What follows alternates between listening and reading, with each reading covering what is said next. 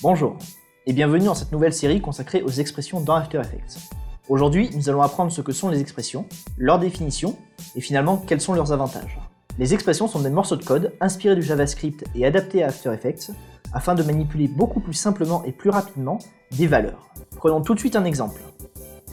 Imaginons que je souhaite créer 5 carrés, avec 200 pixels de distance entre chaque.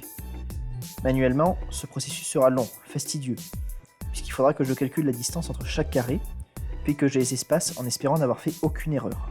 Et je ne vous parle même pas du cas où je dois modifier la distance entre les carrés, ou pire, si je dois modifier la taille de chaque carré.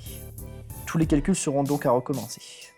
Alors grâce aux expressions, je peux automatiser tout ça et modifier la distance entre chaque carré en un simple clic. Autant vous dire que c'est beaucoup plus simple.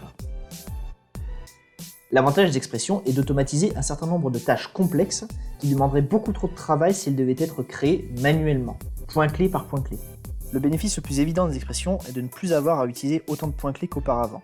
En effet, l'utilisation des points clés peut parfois être un peu brouillonne, approximative, et ne laisse que peu de place à la modification due à leur complexité.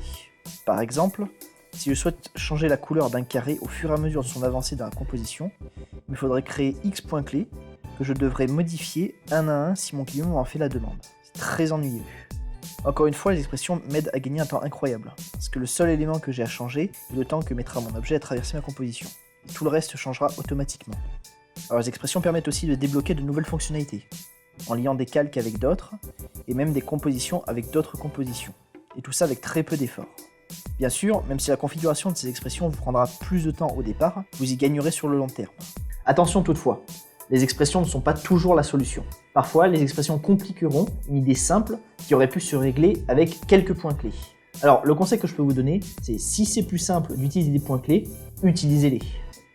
Nous voici donc déjà à la fin de cette leçon, qui faisait plus office d'introduction à cette nouvelle série. Si vous avez apprécié cette vidéo, n'hésitez pas à la partager, à liker et à vous abonner.